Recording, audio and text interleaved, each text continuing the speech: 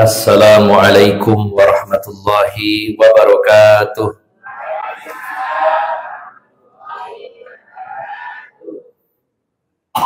Innal hamdalillahi nahmaduhu wa nasta'inuhu wa nastaghfiruh wa na'udzu billahi min syururi anfusina wa min sayyiati a'malina. May yahdihillahu fala mudilla lahu wa may yudlil fala hadiyalah.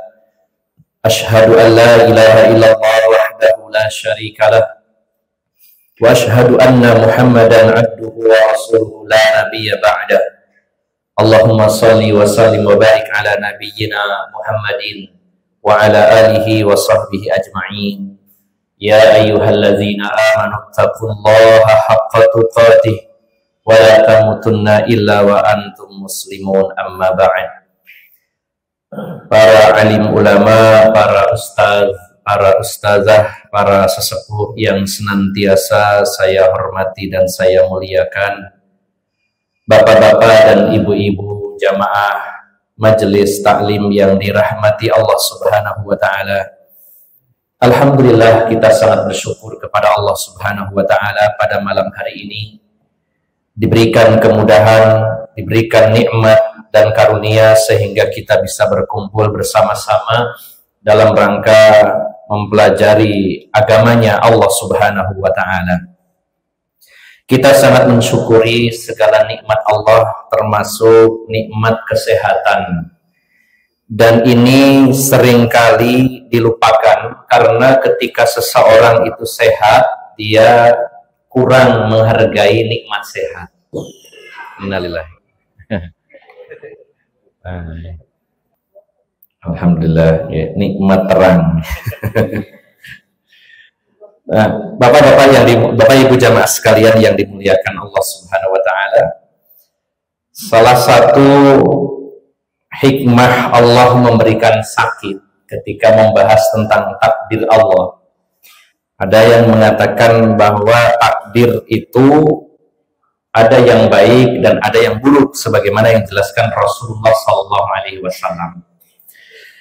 Maka bagi Allah semua ketetapan, semua takdir Allah adalah baik. Salah satunya adalah sakit. Di antara fungsi atau hikmah seseorang ketika sakit adalah yang pertama, yukaffiruz dzunub. Ya, sakit itu menghapus dosa-dosa. Sakit apapun, sekecil apapun sakit itu, apalagi semakin berat sakit itu, maka menghapus dosa. Kemudian yang kedua, ini yang sering kita lupakan, bahwa dengan adanya sakit, seseorang jadi lebih menghargai nikmat sehat. Kalau tidak sakit, sehat ini tidak terasa.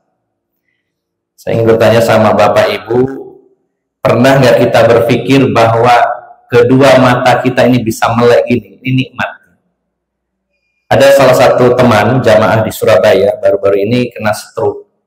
Kedua matanya tidak bisa terbuka walaupun tidak tidur. Jadi kalau ingin ngobrol, ingin lihat saya dan Bapak Ibu itu harus ditekan sama tangan, dibukakan. Nah, baru bisa lihat. Kalau nggak gitu nutup lagi. Bayangkan Pak ya, saya mikir membuka kedua mata saat ini kita nggak merasakan itu nikmat, biasa-biasa saja. Nggak ingat kalau itu nikmat. Baru terasa bahwa itu bernilai ketika yang mengalami atau setidaknya melihat.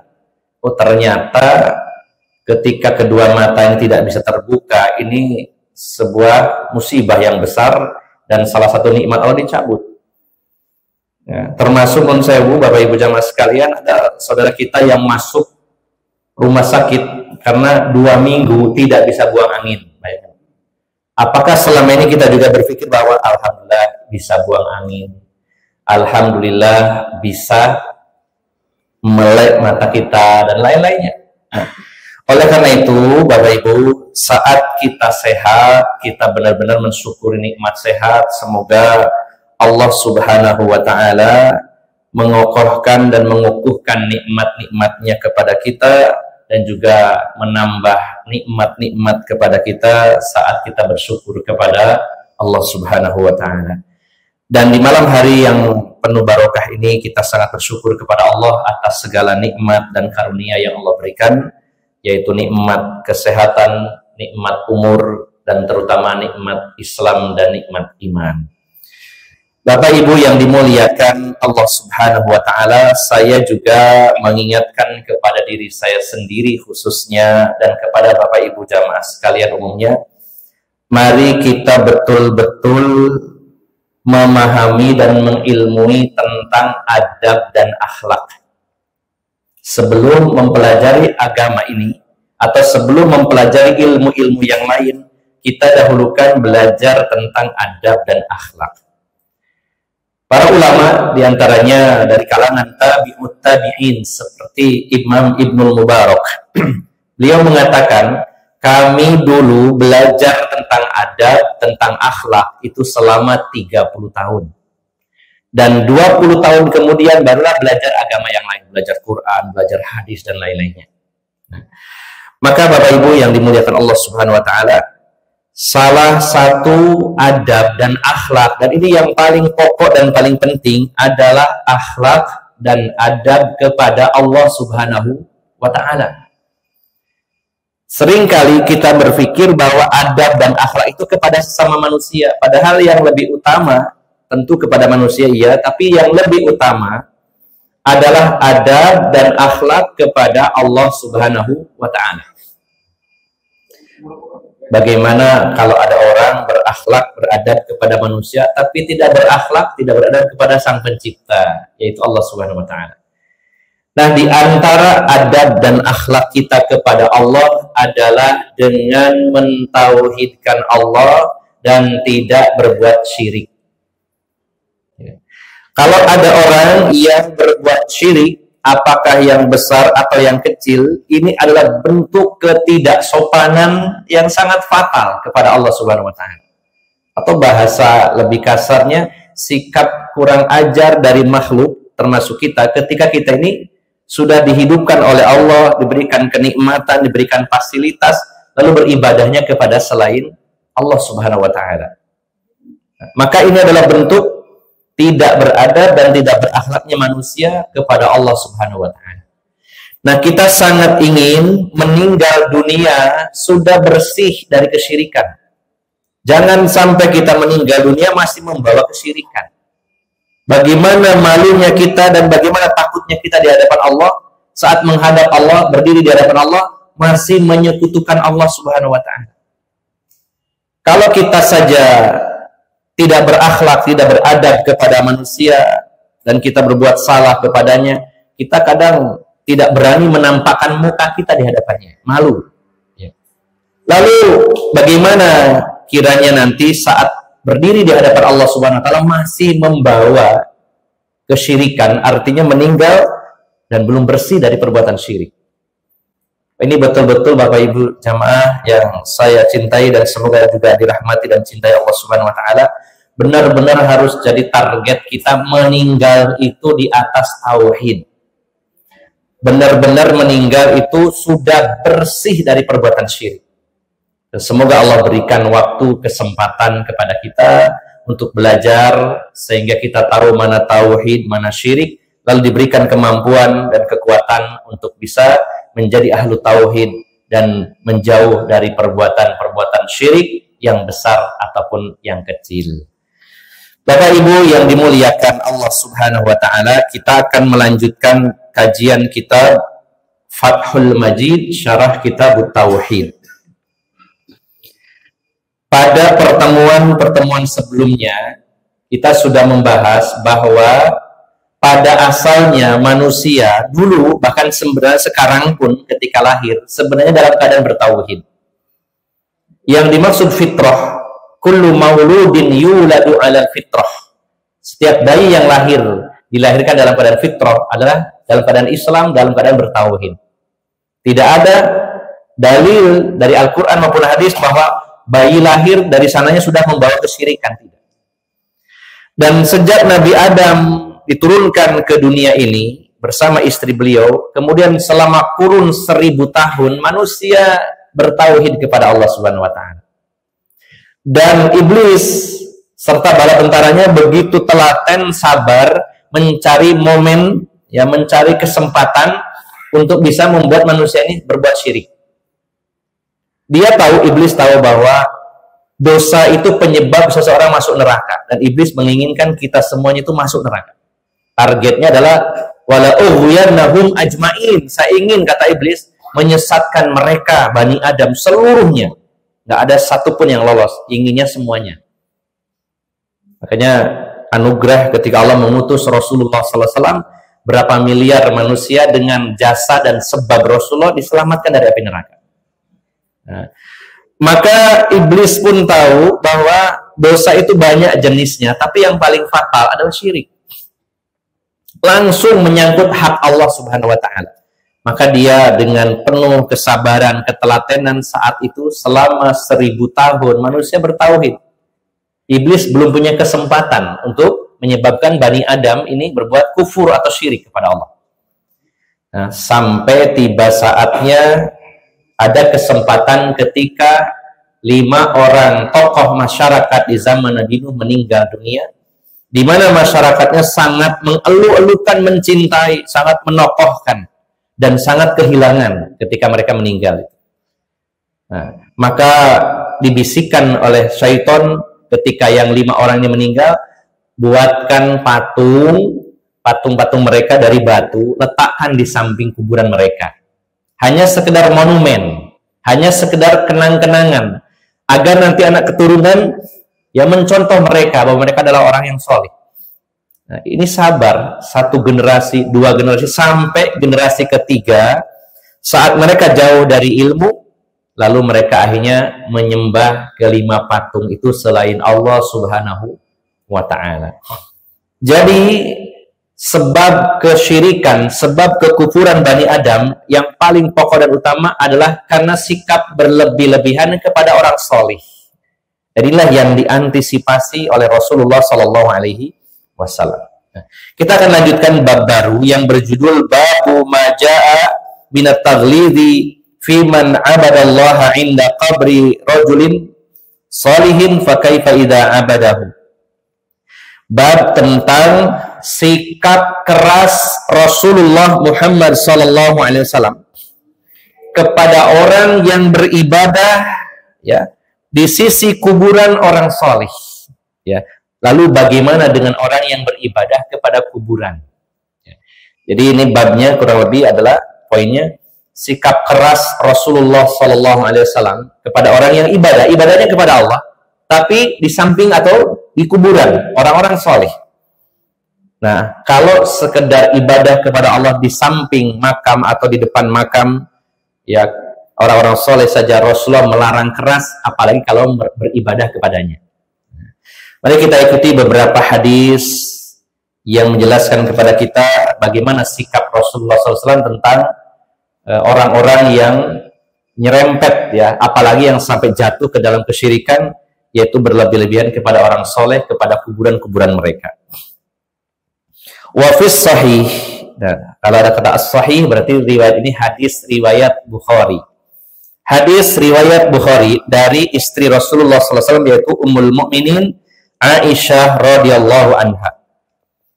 Ummul Mukminin Aisyah bercerita, anna Umma Salamata zakarat li Rasulillah sallallahu alaihi wasallam kanisatan ra'atha bi ardil Habasyah wa ma fiha minas suwari faqala ulaiki idza mata fihim rajul salih awil abdi salih banu ala qabrihi masjidan wa sawaru fihi tilka suwar ulaika syirarul khalqi indallah.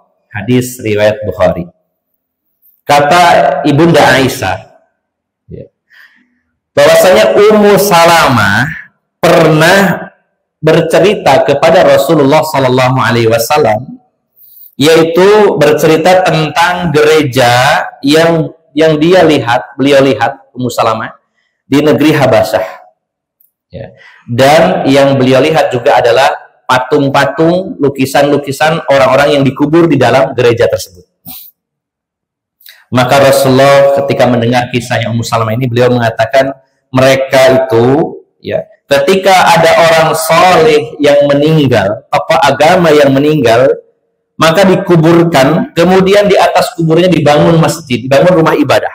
Di kuburan itu dibangunkan di atasnya, jadi ada kuburan itu di dalam komplek masjidnya itu. Nah, kata Rasulullah, ini Rasulullah sendiri yang mengatakan, ketika ada orang soleh di antara mereka yang meninggal, maka dimakamkan lalu dibangunkan gedung, ya, rumah ibadah di situ. Lalu mereka akan membuat patung atau minimal lukisan di situ, lukisan atau patung orang yang meninggal tadi. Maka kata beliau yang bersabda Rasulullah, merekalah seburuk-buruk makhluk di sisi Allah Subhanahu wa Ta'ala. Nah, saya jelaskan dulu Bapak Ibu jamaah sekalian. Pada tahun kelima kenabian, ya, artinya masih di Mekah Rasulullah, beliau diangkat jadi nabi usia 40. Nah, usia Rasulullah 45. Maka pada usia 45, 5 tahun kelima kenabian, beliau Rasulullah SAW melihat dan menyaksikan penderitaan para pengikut beliau yang sangat luar biasa beratnya, ya, terutama kaum lemah, fakir miskin, para budak yang masuk Islam, itu banyak yang disiksa bahkan dibunuh oleh orang-orang kafir Mekah waktu itu. Sedangkan Rasulullah sendiri, walaupun beliau ini juga tentu ya dimusuhi pastinya, namun beliau mendapat perlindungan dari keluarga beliau dan juga termasuk dari Abu Thalib. Beda dengan pengikut beliau yang terutama yang lemah-lemah.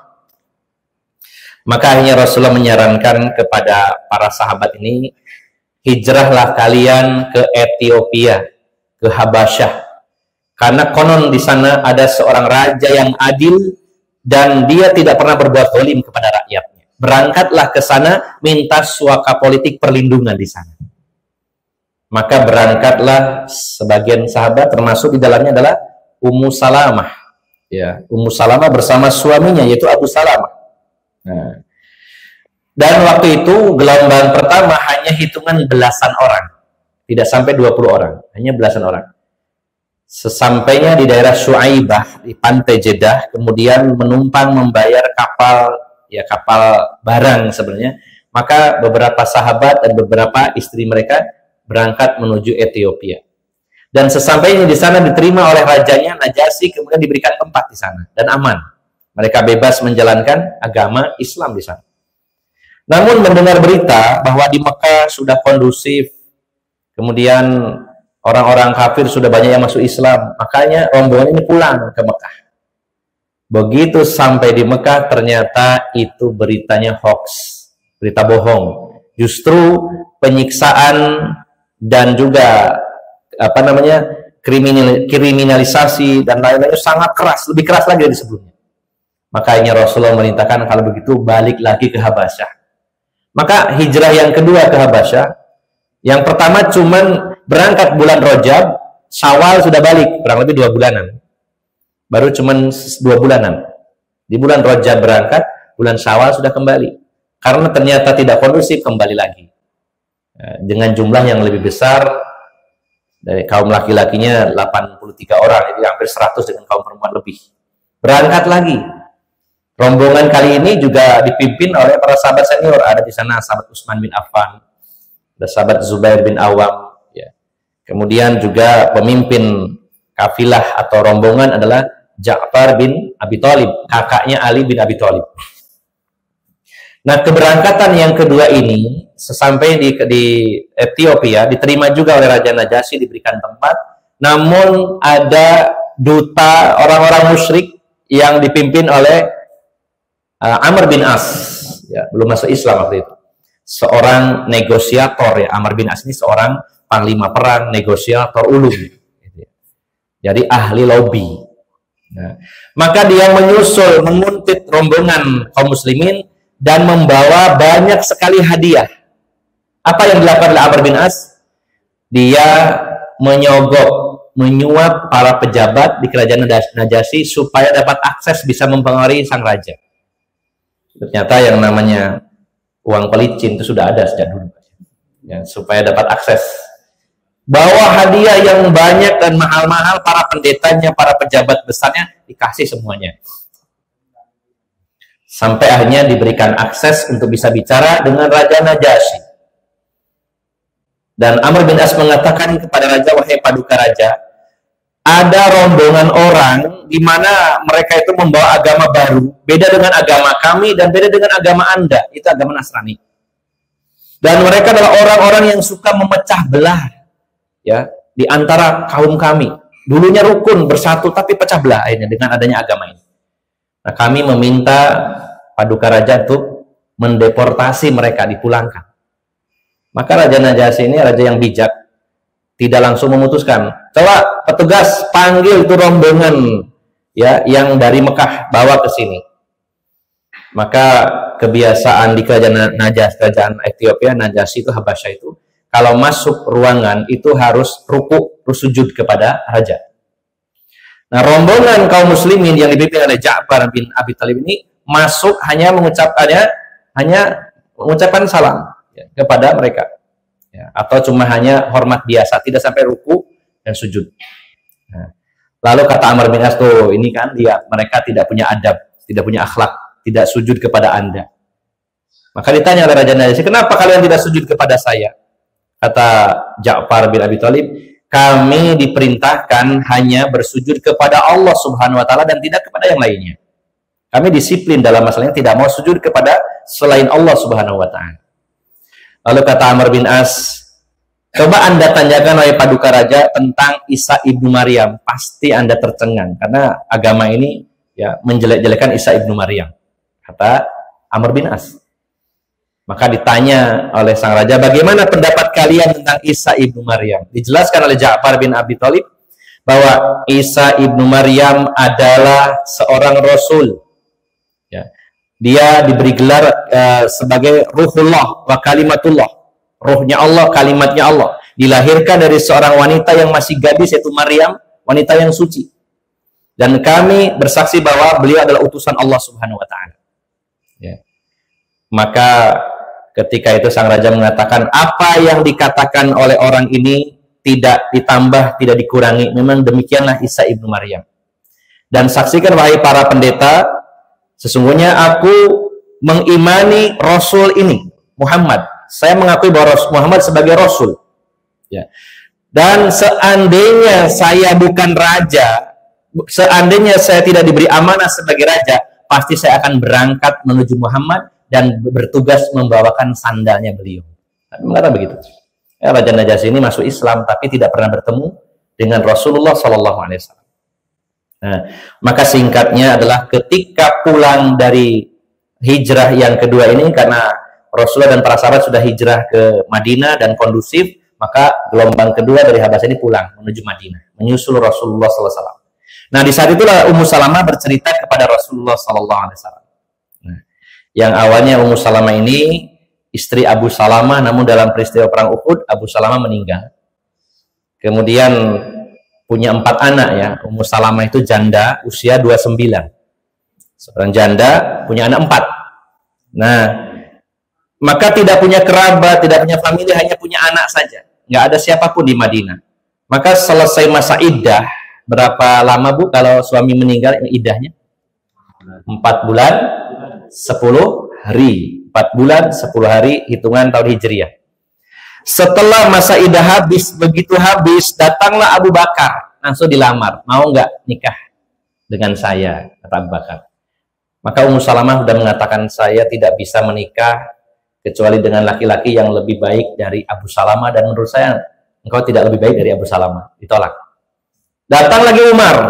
Nah, jadi dulu zaman sahabat tuh biasa. Oh, ini ada yang gugur di medan perang suaminya, terus masa iddahnya habis, jadi dilamar langsung, ditolong begitu.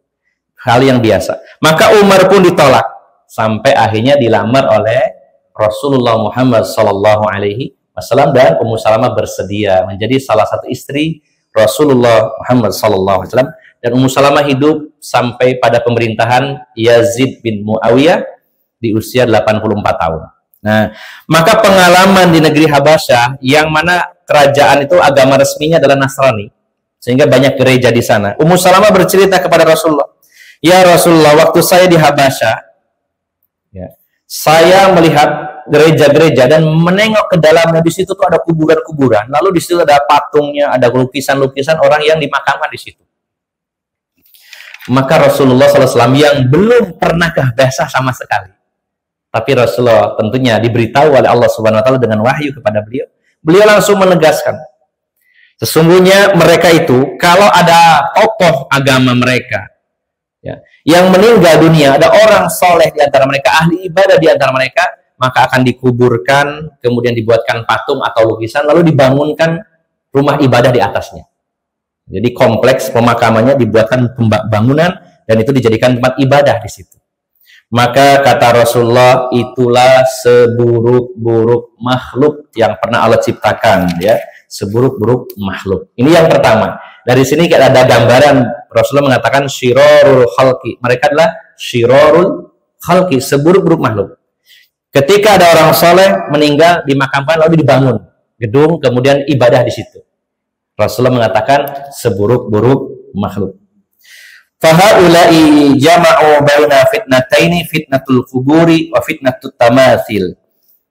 Kenapa disebut seburuk-buruk makhluk? Karena mereka terjatuh dalam dua kerusakan, dua fitnah. Yang pertama, fitnah kubur, artinya dengan sebab kuburan mereka akhirnya beribadah kepada kubur tersebut, kepada patung yang ada di kuburan tersebut. Yang kedua, mereka membuat berhala-berhala, yaitu patung-patung, lukisan-lukisan yang dikultuskan. Jadi dua dosa besar yang mereka lakukan. Nah, kita lanjutkan dulu supaya lebih detail. Walahuma anha qalat, walahuma, dan bagi keduanya. Keduanya di sini adalah riwayat Bukhari dan Muslim. Hadisnya dipilihkan Bukhari tadi, yang ini Bukhari Muslim. Dari Aisyah juga beliau berkata, lamma nuzila bi Rasulillah sallallahu alaihi wasallam tafiqa yatruhu khamisatan lahu ala wajhihi fa idza tamma biha kashafaha faqala wa huwa kadhalik la'natullahi 'alal yahudi wan nasara ittakhadhu qubur anbiya'ihim masajida yuhadhdhiru ma sana'u walaula dzalika ubrizu qabrahu ghairu annahu khashiya ayyuttahada masjida. Jadi kata Aisyah istri Rasulullah sallallahu alaihi wasallam, ketika Rasulullah itu menjelang wafat, ya, jadi sesaat sebelum wafatnya Rasulullah Sallallahu Alaihi Wasallam, dan biasanya ucapan orang yang akan meninggal itu sesuatu yang sangat penting, ya, wasiat yang sangat penting. Ya. Dari sekian hal yang ingin disampaikan, kalau orang itu merasa kayaknya ajalnya sudah dekat, pasti yang disampaikan hal-hal yang penting, bahkan yang terpenting, karena kapan lagi mau disampaikan. Kata Ummul Mukminin Aisyah, karena beliau ketika Rasulullah wafat, Rasulullah itu ditempatkan atas kesepakatan para istri yang lain, ketika Rasulullah sakit ditempatkan di rumahnya Aisyah radhiyallahu anha. Bahkan Rasulullah meninggal di atas pangkuan Aisyah. Kata Ummul Mukminin Aisyah radhiyallahu anha, hadis riwayat Bukhari Muslim, ketika Rasulullah itu menjelang wafatnya, maka beliau merasakan sangat panas di wajah beliau dan sesak. Lalu beliau mengambil kain menutup wajah beliau, ya. Menutup wajah beliau, kemudian terasa lebih panas dan sesak, akhirnya beliau buka. Yang dirasakan Rasulullah adalah panas dan sesak waktu itu. Kemudian setelah itu Rasulullah bersabda, la'natullahi 'alal yahudi wan nasara, laknat Allah bagi Yahudi dan Nasrani. Kenapa mereka dilaknat? Ittakhadhu qubur anbiya'ihim masajida yuhaddziru ma sana'u. Karena orang-orang Yahudi dan Nasrani kebiasaan mereka adalah menjadikan kuburan-kuburan para nabi itu sebagai masjid, sebagai rumah ibadah. Ada kuburan, dibangunkan masjid di atasnya. Rasulullah mengingatkan itu. Dan beliau memperingatkan dengan keras apa yang mereka perbuat dengan mengatakan laknat. Laknat itu dijauhkan dari rahmat Allah Subhanahu wa taala, dikutuk oleh Allah Subhanahu wa taala. Nah, maka dari itu kata Ummul Mukminin Aisyah, Rasulullah berwasiat, ada sebagian pendapat menyatakan bahwa yang memutuskan para sahabat, tapi sebagian lagi berpendapat bahwa Rasulullah yang berpesan. Rasulullah meminta agar beliau dimakamkan di tempat beliau wafat. Makanya Rasulullah itu dimakamkan di bawah tempat tidur beliau. Ya. Beliau meninggal di situ, makamnya di bawahnya. Ya. dan tidak dimakamkan di pemakaman Baqiul Gharqad, di mana para sahabat Nabi dikuburkan di sana. Dan kata Ummul Mukminin Aisyah, salah satu tujuannya karena Rasulullah khawatir, sengaja tertutup di dalam rumah beliau, dikhawatirkan karena nantinya kalau di luar sana dibangunkan ya gedung atau masjid ya sebagai rumah ibadah oleh kaum muslimin, dikhawatirkan meniru orang-orang Yahudi dan Nasrani. Sudah dibawa di dalam rumah saja. Adapun sekarang posisinya berada di Masjid Nabawi, bukan semata-mata dibangunkan masjid di atasnya, namun karena memang rumah beliau nempel dengan Masjid Nabawi. Nah, sehingga ketika terjadi perluasan, tidak mungkin lagi nggak diluaskan.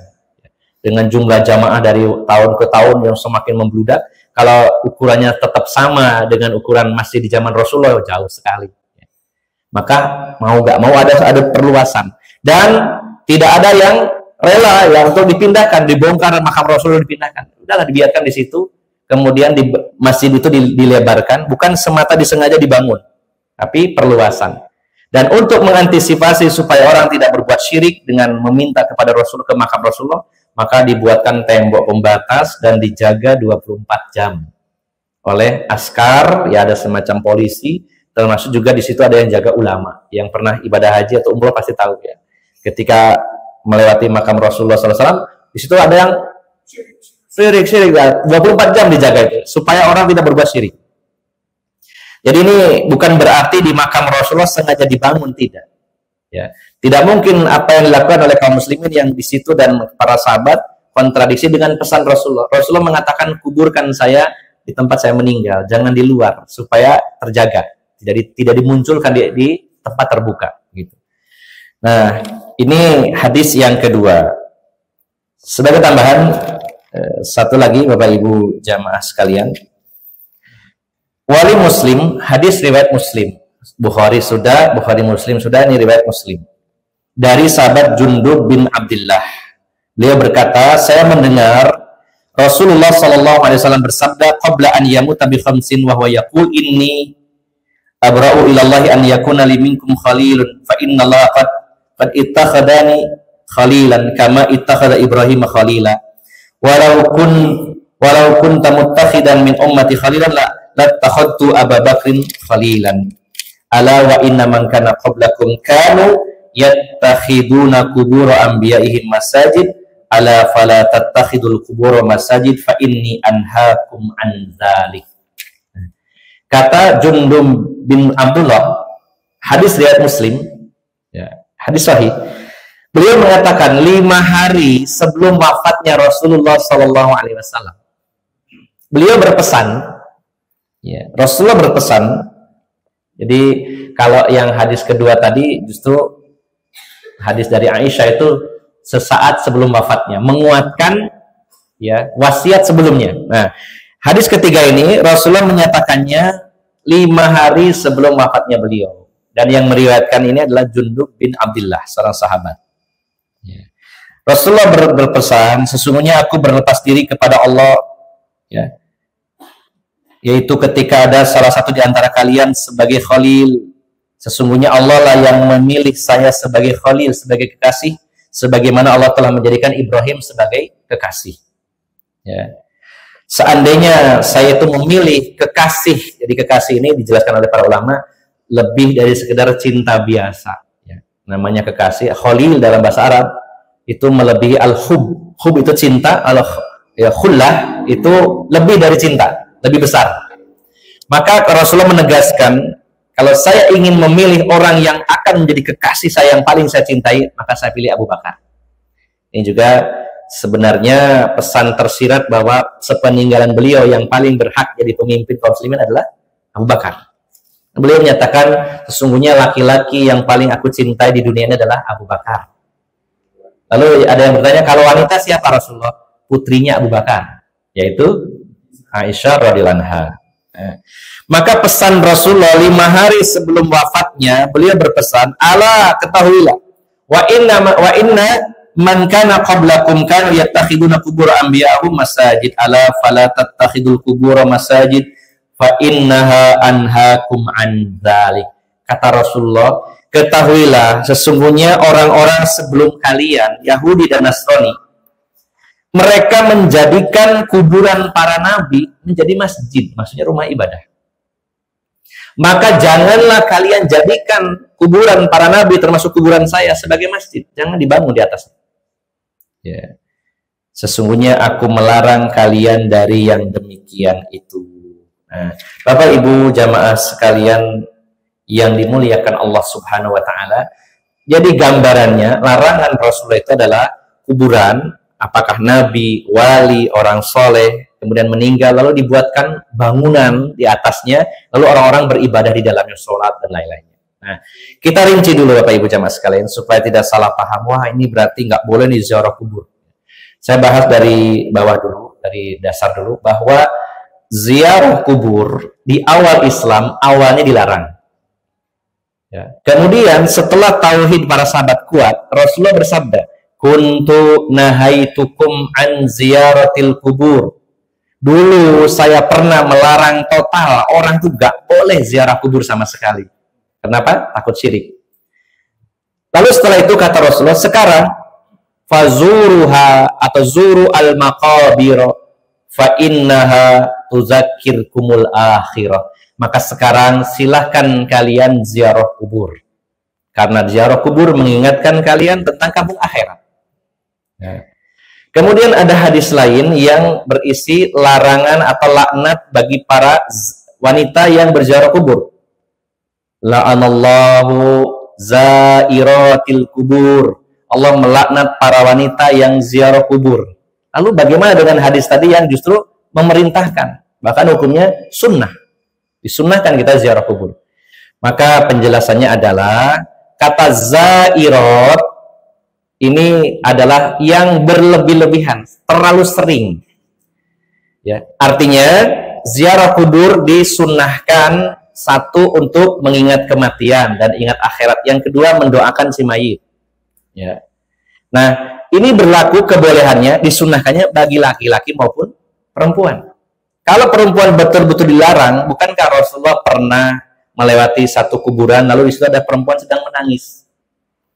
Lalu Rasulullah mengingatkan, ittaqillah, bertakwalah kepada Allah. Karena wanita ini nangis di atas kuburan anaknya. Dan wanita ini tidak mengenal Rasulullah, langsung spontan menjawab dengan ngegas, gitu ya. Ya. Engkau mengatakan takwa kepada Allah, sabar. Kamu nggak mengalami seperti yang saya alami. Ini anak saya yang meninggal. Padahal yang ngomong Rasulullah. Tapi wanita ini nggak kenal.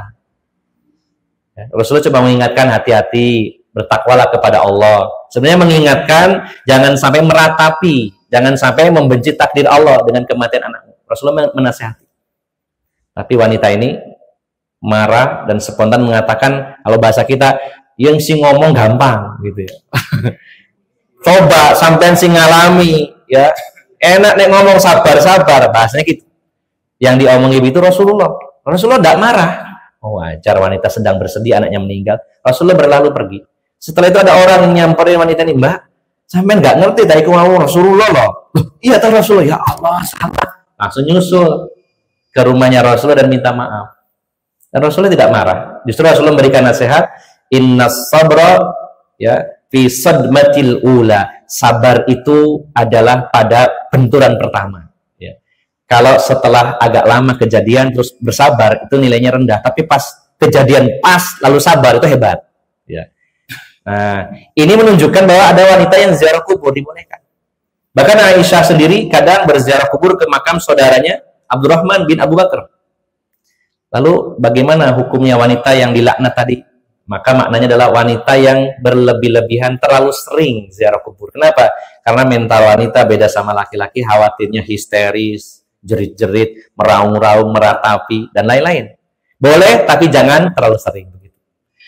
Jadi yang pertama, ziarah kubur adalah disyariatkan dan bahkan berpahala. Tidak ada larangan kita ziarah kubur. Tujuannya apa? Mengingat akhirat, mendoakan si mayit. Satu. Ini sepakat. Ya, seluruh kaum muslimin sebenarnya sepakat. Mau Muhammadiyah, mau NU, atau apapun nama organisasi itu, semua sepakat bahwa ziarah kubur disunahkan. Namun jika ziarah kubur itu di sana kita meminta-minta kepada ahli kubur, maka ini adalah bentuk kesyirikan. Nah, lalu yang dilarang Rasulullah SAW adalah sebenarnya menyembah kuburnya, meminta kuburnya. Namun untuk menutup akses kesirikan, akhirnya Rasulullah pun mencegah demi kehati-hatian adalah sholat menghadap kubur atau sholat di samping kubur, gitu ya. Artinya sholat di bangunan di mana ada kubur di situ. Jadi sebenarnya kalaupun orang ini sholatnya karena Allah, tidak sedikit pun menyembah kuburan, dia benar-benar sholat karena Allah, maka Rasulullah menutup akses itu, pindah saja ke tempat yang lain yang tidak ada kuburnya. Ya. Apakah juga termasuk syirik? Bukan, tapi termasuk sarana, ya, sarana yang menuju kepada kesyirikan. Jadi bisa dibedakan Bapak Ibu, ya, kalau ziarah kuburnya itu kepada kuburan siapapun dalam rangka mengingat akhirat, mengingat mati, mendoakan si mayit, ini berpahala. Tapi kalau ke situ minta sesuatu, Mbah, kulo meriki supados kulo angsal jodoh, kulo niki pun rondo 15 tahun, misalkan itu ya. Nah, kalau minta saja kepada Allah. Loh Ustadz, kan ini mintanya kepada Allah, tapi perantaranya membasing kuburan ini, tidak usah ada perantaraan. Dulu orang-orang musyrikin Mekah sebenarnya bukan menyembah kubur langsung atau menyembah patung-patung orang soleh, tidak. Mereka sendiri mengatakan dan diabadikan dalam Al-Quran, "Mana'buduhum illa liyuqarribuna ilallahi zulfa." Kami ini tidak menyembah patung, tidak menyembah berhala. Berhala ini cuma perantara yang menghubungkan kami dengan Allah. Nah, jadi Bapak Ibu jamaah sekalian yang dimuliakan Allah Subhanahu wa taala, kalau mintalah langsung kepada Allah Subhanahu wa taala. Tidak perlu melalui perantaraan-perantaraan, kecuali ada tawassul, ya, menjadikan perantara yang disyariatkan, bahkan berpahala. Contohnya tawassul dengan kalimat tauhid, boleh. Contohnya doa Nabi Zunnun, yaitu Nabi Yunus, dengan kalimat tauhid. La ilaha illa anta subhanaka inni kuntu minadz zalimin. Kata Rasulullah ketika menjelaskan doanya Nabi Yunus ini, siapapun yang sedang mendapatkan kesulitan yang sangat berat, diulang-ulanglah doanya Nabi Yunus ini. La ilaha illa anta subhanaka inni kuntu minadz zalimin. Kenapa? Karena Nabi Yunus di dalam perut ikan itu dalam kondisi tidak enak. Jangan dikira, enak Nabi Yunus esok nyantai ya, nang jero wetenge iwak, enggak. Secara hitungan manusia itu nggak mungkin hidup. Nah, di dalam perut ikan nggak mungkin hidup. Jangan membayangkan, wah internetan nang jero wetenge nggak ada sinyal. Nggak enak. Kalau secara nalar nggak akan hidup, tapi atas kuasa Allah masih hidup. Itu kesulitan, maka baca la ilaha illa anta subhanaka inni kuntu minadz zalimin. Maka boleh kita berdoa kepada Allah dengan bertawasul dengan lafaz tauhid. Kemudian yang kedua, tawasul dengan amal soleh. Sebutkan amal soleh kita. Ya Allah, kula niki pun 30 tahun ngaos, niku kula ikhlas ngaji niki.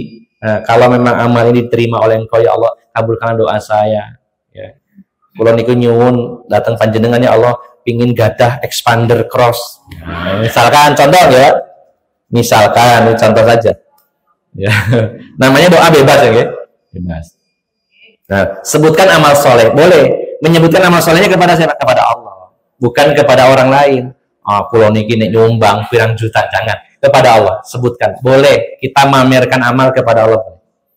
Yang ketiga, tawasul, yaitu dengan doanya orang-orang soleh yang masih hidup. Datangi orang-orang soleh, minta doanya, dibolehkan. Sebagaimana Abbas, paman Rasulullah, pernah dimintai doanya oleh Khalifah Umar waktu terjadi paceklik. Nah, tetapi kalau minta ke kuburan, ini sudah meninggal, sudah tidak ada hubungan lagi dengan yang hidup. Jangan meminta ke kuburan, minta langsung kepada Allah Subhanahu wa taala.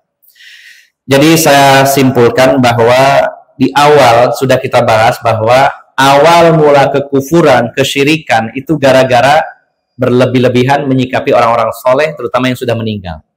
Ini perlu diantisipasi. Kemudian untuk menjaga umat ini supaya tidak terjatuh dalam kesyirikan, Rasulullah membolehkan ziarah kubur untuk mengingat akhirat, mendoakan si mayit. Tapi kalau meminta-minta ke kuburan, maka diharamkan dan termasuk kesyirikan. Nah, untuk menutup akses kesyirikan tadi, walaupun tidak meminta, hanya sholat di lingkungan, di dalam bangunan yang ada kuburan orang solehnya, maka dilarang oleh Rasulullah Shallallahu Alaihi Wasallam. Walaupun tidak termasuk dalam perbuatan syirik, tapi sarana menuju kesyirikan. Jadi Islam itu sebuah ajaran ya yang melarang perbuatan dosa sekaligus sarana-sarana yang menuju kepada dosa itu. Contohnya Allah menyatakan wala taqrabuz zina, jangan dekati zina, mendekati nggak boleh. Zinanya haram, apa yang menyebabkan kepada zina juga diharamkan. Memandang yang haram, ya maka dilarang. Bukan zinanya saja yang dilarang, tapi yang mengarah kepada zina pun dilarang. Kemudian yang mengarah kepada zina berkholwat, berdua-duaan seorang laki-laki dengan perempuan yang bukan muhrimnya, bukan mahramnya, tidak ditemani mahramnya, berdua-duaan.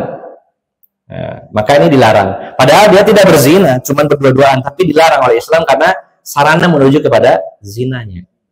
Ya.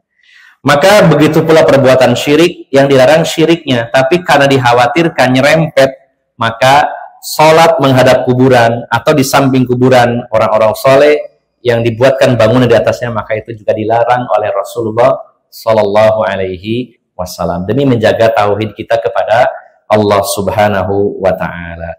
Bagaimana dengan orang yang sholat ke kuburan tapi dalam rangka sholat jenazah? Ini pengecualian karena di sana tidak ada ruku, tidak ada sujud.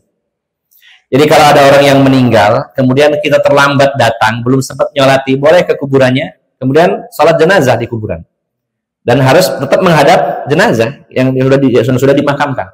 Maka ini bukan sholat sebagaimana biasanya sholat, harus ruku, harus sujud kepada depan kuburan. Kan sholatnya cuma berdiri saja. Ya, dan ini dicontohkan oleh Rasulullah SAW. Ketika Rasulullah datang ke Masjid Nabawi, beliau bertanya kepada orang di situ, kemana ya wanita yang biasanya nyapu masjid? Saya setiap kesini ada wanita yang suka nyapu masjid. Kok hari ini saya nggak lihat? Oh, sudah meninggal tadi Rasulullah. Loh, kenapa kalian nggak ngasih tahu saya? Tunjukkan makamnya kepada saya, ditunjukkan. Maka Rasulullah sholat jenazah. Maka kalau ada orang menghadap kuburan dalam rangka sholat jenazah, karena ada contoh dari Rasulullah Muhammad SAW, dan di situ pun sholat jenazah tidak pakai ruku dan sujud, maka itu tentu dibolehkan. Nah, jadi Bapak Ibu jamaah sekalian yang dimuliakan Allah, bagi yang ingin ziarah kubur dipersilahkan bila ziarahnya itu disyariatkan, artinya mengikuti aturan syariat ya, dengan adab-adab ziarah kubur yang diterapkan, dan juga dalam rangka mengingat akhirat dan mendoakan si mayit. Dilarang keras dan termasuk kesyirikan kalau kita memuja atau meminta-minta kepada ahli kubur. Dan adapun sholat atau ibadah di samping kuburan dan merasa mantap, lebih mantap dibandingkan tempat lain, ini dilarang. Saya kalau sholat di masjid sana sama di sini beda. Kenapa? Di sini ada makam orang solehnya, saya lebih mantap. Nah, ini yang dilarang. Kenapa ada perbedaan antara masjid sana dengan ini? Yang dibedakan di muka bumi ini hanya 3 masjid. Selain itu sama posisinya. Ya. Mau masjid keramat ataupun masjid keramut sama-sama ya Pak, ya sama, ya sama-sama. Yang dibedakan oleh Rasulullah SAW adalah 3 masjid. Rasulullah bersabda, la tasyuddur rihal illa ila thalathati masajid. Janganlah mengkhususkan bepergian, dalam arti bepergian mengkhususkan ini meniatkan bahwa masjid ini beda dengan yang lainnya, kecuali 3 masjid. Kalau kita menuju satu masjid, dipersilahkan masjid manapun. Tapi kalau niatnya masjid ini khusus, spesial, ya ada. Hanya 3 masjid. Yaitu Masjidil Haram, Masjid Nabawi, dan Masjid Al-Aqsa. Hanya 3 masjid. Walaupun ada 4 masjid yang nanti tidak dimasuki Dajjal, salah satunya adalah tambahannya Masjid At-Tur, ya, di Palestina juga. Tapi yang direkomendasikan untuk diziarahi dan memiliki nilai khusus hanya 3 masjid. Selain yang 3 masjid, jutaan masjid di seluruh dunia ini semua posisinya sama, tidak ada perbedaan. Jadi jangan sampai diniatkan nek masjid nang gedek iki gak ono apa-apane nang kono ono. Nah, itu tidak dibolehkan kecuali kalau 3 masjid tadi. Apalagi kalau dikhususkannya karena merasa mantap, kalau sholat di sini ada makam orang solehnya, saya lebih mantap. Nah, ini yang berbahaya, menyerempet mengarah kepada kesyirikan. Jadi bukan berarti sholat menghadap kubur atau yang ada kuburannya lalu syirik, tapi itu adalah sarana menuju kepada kesyirikan yang juga ditutup aksesnya oleh Rasulullah Muhammad SAW. Kurang lebih ini yang bisa saya sampaikan terkait masalah memurnikan tauhid kita kepada Allah Subhanahu wa taala. Rasulullah sampai begitu kerasnya memperingatkan kita, bahkan itu di hari-hari terakhir kehidupan beliau, dan merupakan pesan penting beliau agar kita jangan menjadikan kuburan nabi-nabi, kuburan wali-wali dan orang-orang soleh sebagai masjid yang diibadahi di dalamnya. Ya. Kalaupun ada masjid, maka lingkungannya diusahakan terpisah, bukan digabungkan dan sholat di hadapannya. Demikian ya.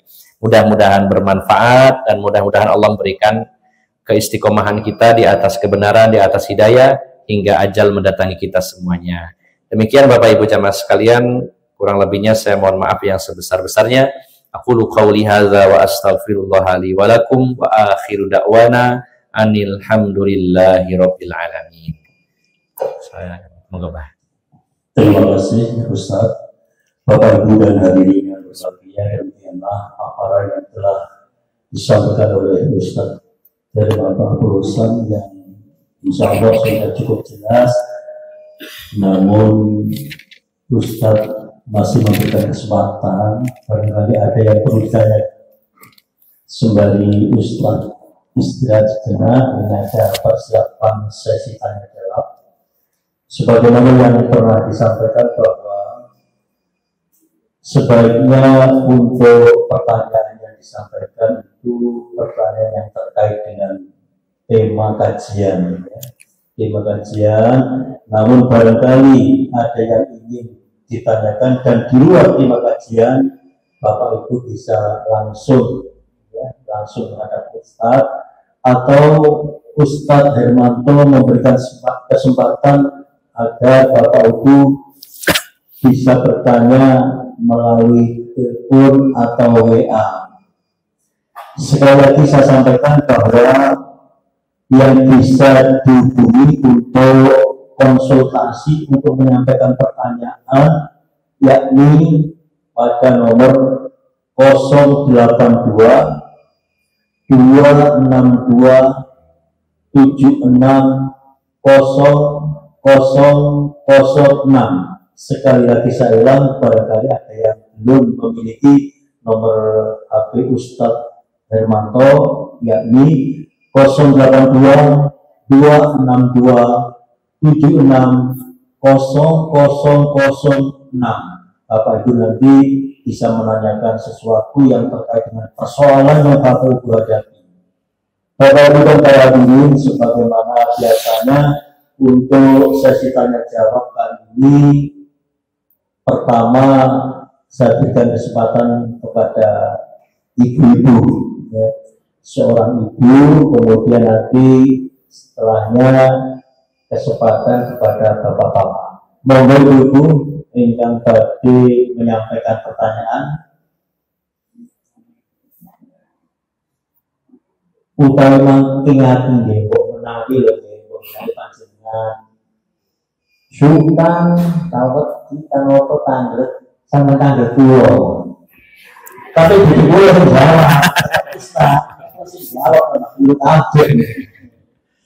Jadi nanti kalau misalnya suatu ketika ibu ada persoalan, silakan bertanya kepada Ustaz ke nomor yang saya sebutkan tadi. Untuk ibu-ibu, nopo biasa telepon apa? Oh, monggo. Monggo Bu. Yes. Sebutkan nama dan asal. Assalamualaikum warahmatullahi wabarakatuh. Waalaikumsalam warahmatullahi wabarakatuh. Saya Buwati dari Bandung Kita Makanya Ustaz. Waktu akan berdoa makam itu menyebut nama Janyang itu.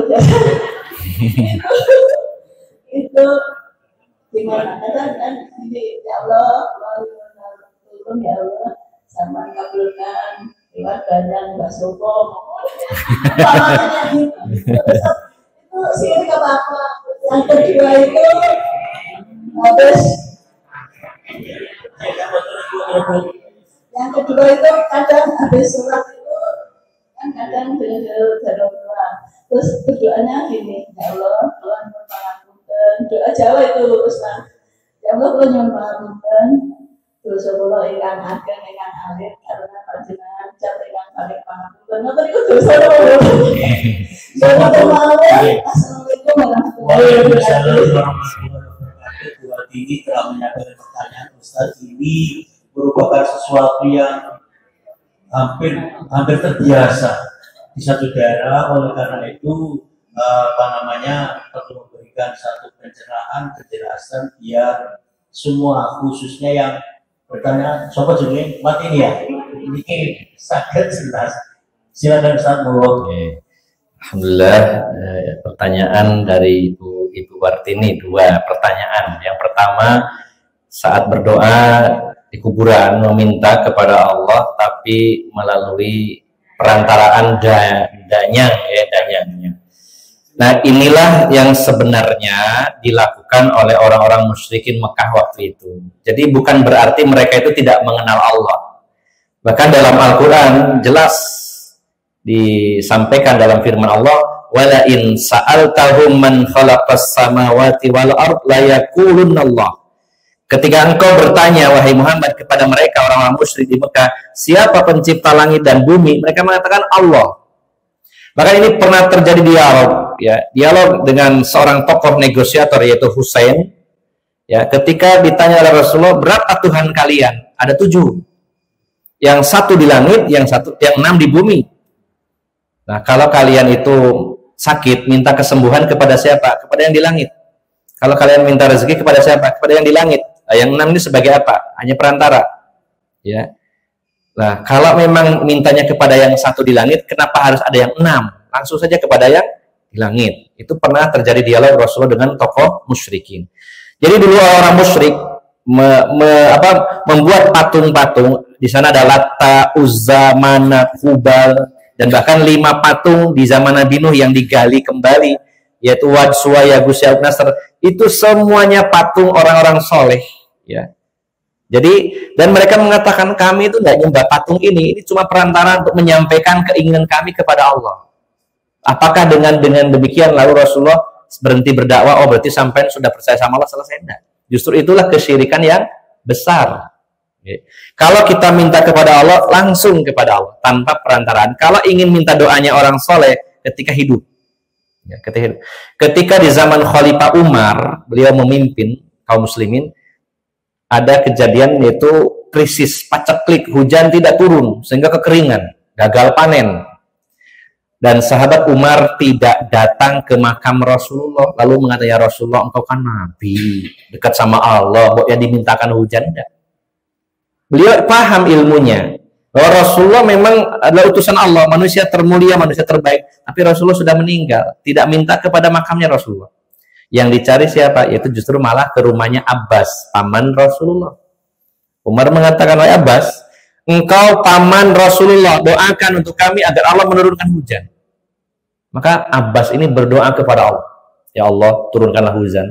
Begitu selesai berdoa, Umar pamitan, baru buka pintu, hujan deras turun, langsung spontan, doanya makbul. Ya.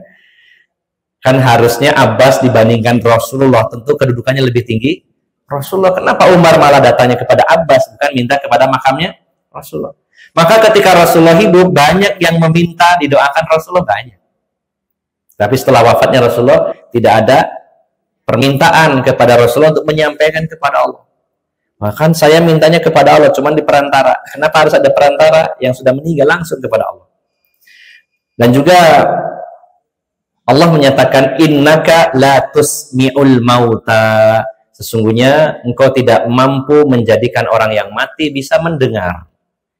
Ini ayatnya umum, kecuali ada pengkhususan, yaitu kalau ada dalilnya baru kita percaya.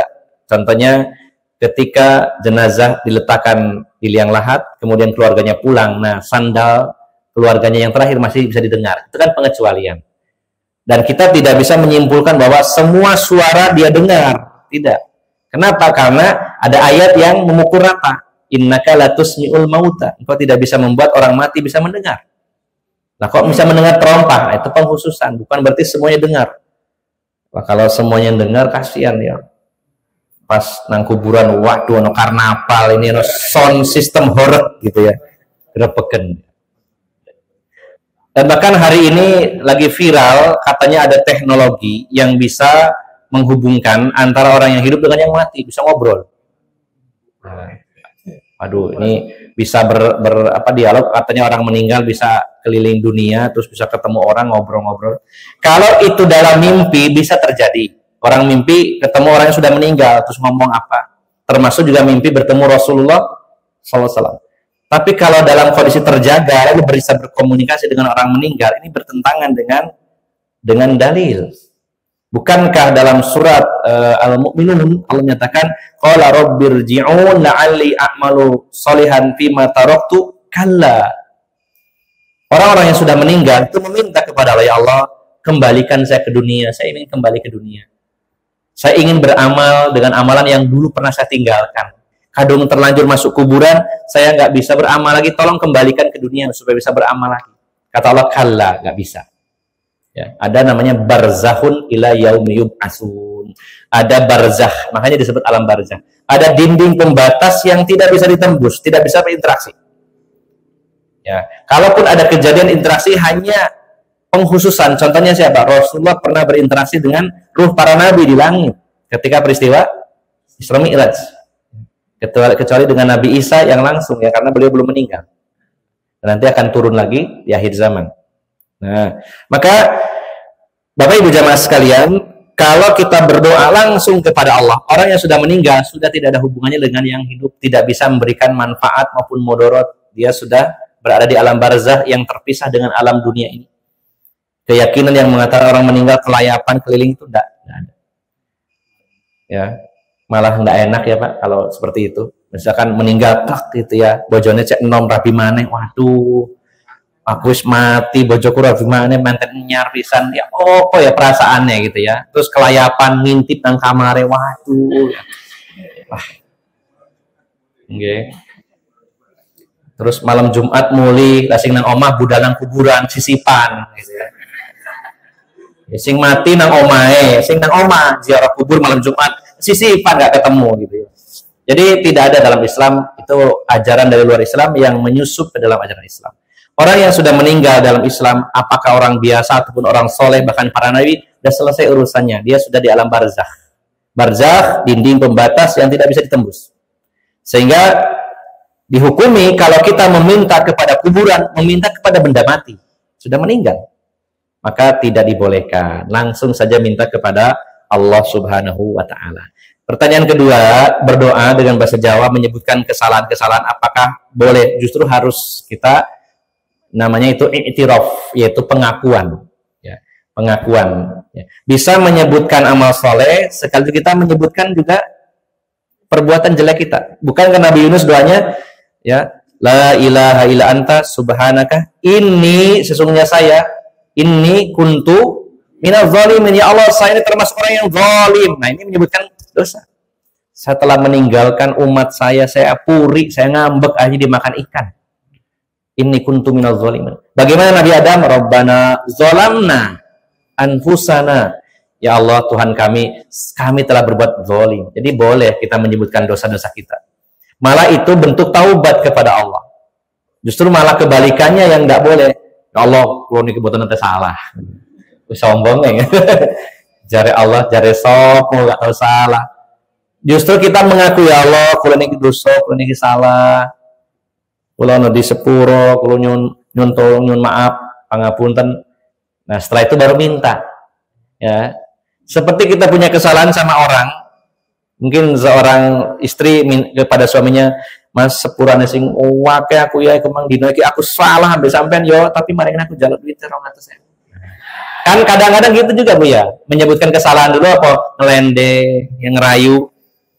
Jadi boleh, malah dianjurkan kita mengakui dosa-dosa kita kepada Allah Subhanahu wa taala dalam doa-doa kita. Bukan hanya menyebutkan amal soleh, menyebutkan dosa dalam arti penyesalan itu justru dianjurkan di dalam agama ini. Ya, demikian nggih. Wallahu a'lam bishawab.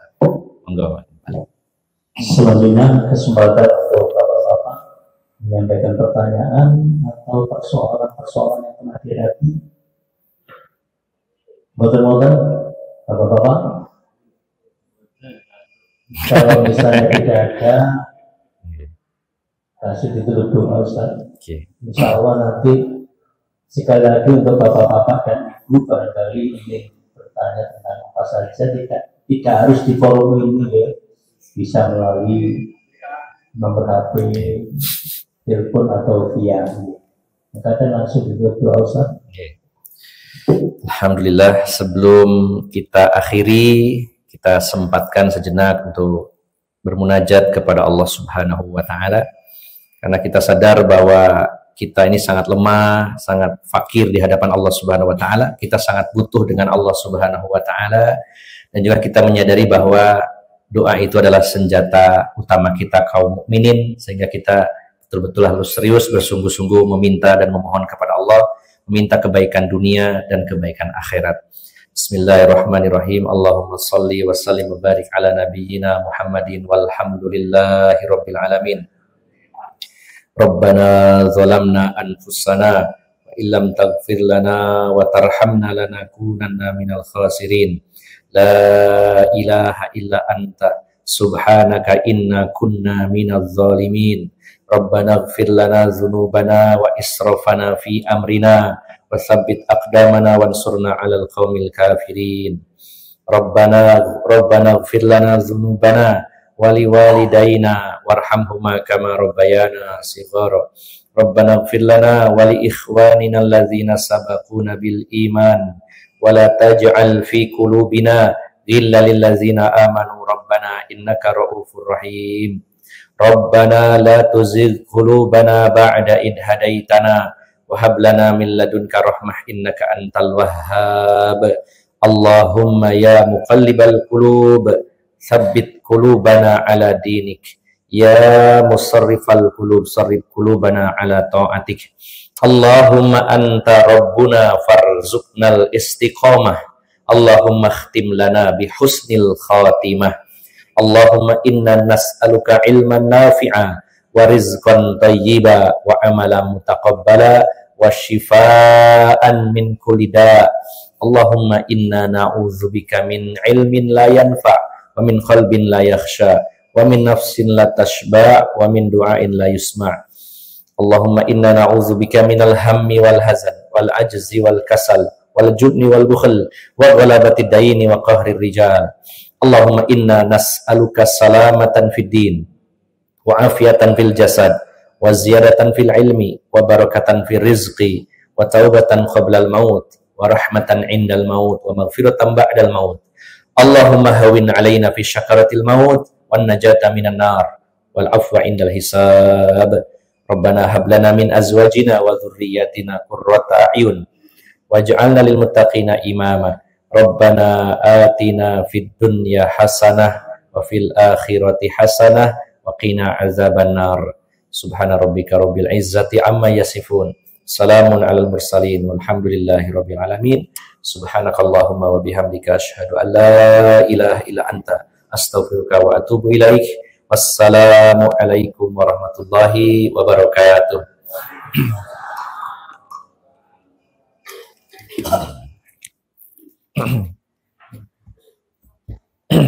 Bismillah. Nah, sementara tadi itu banyak anggapan di kalangan kita sendiri bahwa makam orang soleh itu adalah tempat yang berkah sehingga menjadi tempat yang mustajab untuk berdoa. Apakah itu juga diperbolehkan anggapan seperti itu, Ustaz? Terus bagaimana kita harus meluruskan niat supaya kita tidak salah menjatuhkan musyikan. Kemudian yang kedua adalah terkait dengan sholat jenazah yang dilakukan di makam. Batasannya berapa hari Ustaz yang sholat jenazah itu dilakukan di makam? Terus apakah ibu-ibu juga diperbolehkan Ustaz? Terus yang ketiga adalah jadi real yang kami alami dari syukuran saya adalah pengalaman Ustaz. Jadi kita sering berkeliling ke desa-desa untuk pelosok di Kabupaten Jember. Jadi pernah kami melakukan pengawasan, kemudian ternyata itu cukup jauh dari mana-mana, dan ternyata di dalam makam itu ada di dalam masjid, di dalam masjid kita sholat, di mana ternyata di dalam masjidnya itu ada makam Ustaz. Sementara kita tidak punya tempat yang lain karena juga waktu yang sudah terbatas sehingga tidak punya pilihan lain. Nah, terlepas dari apakah itu tidak ada pilihan atau ada pilihan, pilih di Jombang ada, jadi makam itu benar-benar di dalam masjid. Nah, kira-kira mau penjelasan hukumnya Ustaz untuk tidaknya sholat di sana. Terima kasih Ustaz. Ya, baik. Jadi tentang makam orang-orang soleh yang diziarahi, ketika ada perasaan atau mungkin sebuah keyakinan bahwa kalau di sana itu lebih berkah dan juga doa akan mustajab, ya.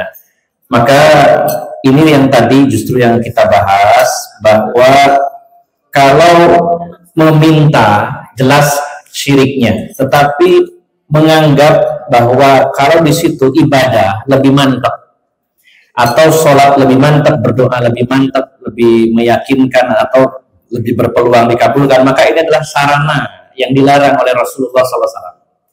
Jadi tidak sampai jatuh kepada kesyiriknya, tapi sarana yang menuju kesyirikan kalau kita meyakini bahwa di situ beda dengan tempat lain, bahwa tempat yang ada makam ini kalau doa pasti lebih peluang dikabulkan. Ini yang justru dilarang keras oleh Rasulullah SAW. Jadi tidak ada bedanya.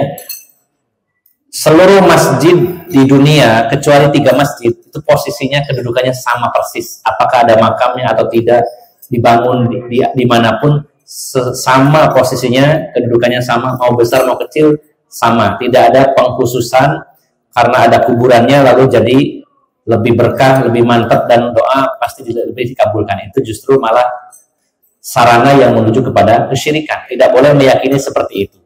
Jadi jawabannya tidak boleh ada keyakinan yang menyatakan bahwa di situ lebih mantap, lebih dikabulkan doa-doa kita oleh Allah Subhanahu wa taala. Nah, kemudian yang berikutnya tentang tadi apa ya? Sholat di masjid yang ada makamnya. Nah, tadi jelas Rasulullah melarang, ya, yaitu larangan la tattakhidu qubur anbiya masajid. Jangan menjadikan kuburan para nabi sebagai masjid. Nah, ini juga berlaku bagi wali-wali atau orang-orang soleh, lalu dibangunkan gedung atau bangunan di atasnya lalu ibadah di dalamnya. Itu dilarang. Dan di situ bagaimana kalau sholatnya hanya untuk Allah, saya tidak meminta-minta kepada kuburan. Inilah yang tadi dipesankan Rasulullah, itu sarana yang menuju, sehingga sarananya pun ditutup. Jadi bukan berarti sholat di situ wah syirik, tidak, tapi dilarang. Karena apa? Untuk menutup akses kesyirikan. Karena tadi dari perasaan saja sudah beda. Wah kalau di sini lebih mantap, doa pasti lebih dikabulkan. Nah ini yang akan menyeret seseorang kepada kesyirikan. Justru kalau ada masjid di situ ada makam yang sengaja memang ya, bukan di luar masjid ada pagar gitu ya di lingkungannya, tapi di dalam masjid kita hindari, cari masjid yang lain masih banyak masjid yang lain, cari tempat yang tidak ada kuburannya yang sengaja dibangunkan di atas kuburan tersebut. Oke. Jadi tidak ada alasan wah ini terpaksa, karena masjid di tempat kita banyak sekali pilihan, apalagi di Jombang banyak sekali. Kalau ada makam dan terpisah dengan area masjid, dibatasi dengan jalan setapak walaupun gitu atau dengan tembok, maka itu tidak mengapa. Tapi kalau digabung di dalamnya ada kuburan, kita tidak boleh sholat di dalamnya. Inilah mungkin yang sebagian kaum muslimin justru menyengaja karena ketidakpahamannya akhirnya malah justru dibangun. Kuburan itu dibuatkan yang megah. Nah, ini kesalahan yang justru diwanti-wanti oleh Rasulullah Shallallahu Alaihi Wasallam. Ya demikian ya, wallahu a'lam. Ya, demikian. Ya. Oh ya, salat jenazah ya. Salat jenazah kalau merujuk kepada contoh Rasulullah sallallahu alaihi wasallam. Jadi salat jenazah itu ada 3 model. Pertama langsung kepada jenazahnya yang biasa ya, langsung menghadap kepada jenazahnya. Yang kedua yaitu ketika sudah meninggal belum sempat, maka di hari yang sama, tidak bisa berhari-hari terus. Ya. Di hari yang sama terlambat. Ya. Sebagaimana yang dilakukan Rasulullah Sallallahu Alaihi Wasallam. Yang ketiga ada yang namanya salat gaib. Ya, salat gaib. Rasulullah pernah mengamalkannya ketika Raja Najasyi meninggal dunia. Namun di sini tidak selalu Rasulullah lakukan, sehingga hanya para ulama menyimpulkan bahwa kalau yang meninggal itu muslim di tempat yang jauh dan dia tokoh berpengaruh, maka boleh kita sholat gaib untuknya. Jadi ada 3 model. 1 langsung ke jenazahnya, yang kedua menyusul ke pemakamannya tapi di hari yang sama, atau sholat gaib. Nah kalau sholat gaib tidak dibatasi harus berapa hari ya. Karena kalau zaman dulu, zaman Nabi, Ethiopia dengan Madinah itu sangat jauh, berita itu tidak langsung detik itu juga nyampe kepada Rasulullah, butuh waktu yang lama. Bayangkan dari Habasyah sampai ke Madinah, dulu nggak ada telepon, apalagi WA ya. Berarti pemberitahuan langsung secara manual, orangnya datang ngabari, atau mungkin ada yang kafilah dagang yang menuju ke sana ngabari. Itu jeda waktunya cukup lama. Maka Rasulullah melakukan sholat jenazah dengan namanya sholat gaib. Itu dibolehkan untuk tokoh-tokoh yang meninggal dan jauh dari kita, dan itu tokoh-tokoh berpengaruh. Tidak untuk semua orang ya. Karena Rasulullah tidak melakukannya untuk semua orang sholat gaib ini. Jadi jelas ya ada 3 model sholat jenazah. Demikian. Iya, silakan. Mungkin bisa. Oh enggak, perempuan boleh ya, sama boleh. Boleh. Oh iya.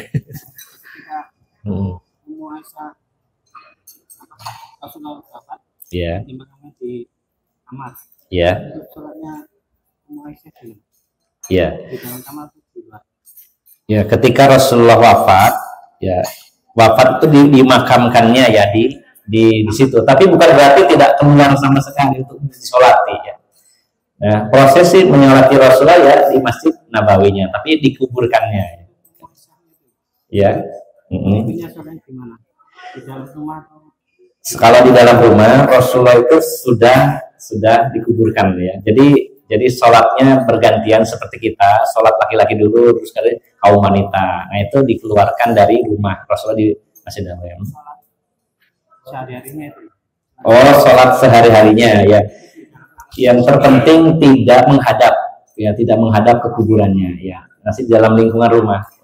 Tapi wanita memang diberi kelonggaran ya ke masjid atau di dalam rumah. Maksudnya Aisyah sholatnya bagaimana, makamnya Rasulullah di rumah itu ya. Jadi tadi yang dijelaskan Rasul itu secara menyengaja, ini kuburan kemudian dibangun jadi rumah ibadah. Kalau itu tadi posisinya masih rumah dan juga tidak dibangunkan tapi sudah ada sebelumnya. Jadi poin intinya adalah hanya untuk mengantisipasi ketika kuburan itu dikubur kemudian dibangunkan, itu menyengaja. Sementara Rasulullah SAW tidak menyengaja dibangunkan, sudah ada bangunan rumah beliau. Tidak pindah rumah, tetap di situ sampai wafatnya. Oke, mau dilanjut makan dulu. Oke, tidak apa-apa. Monggo Pak.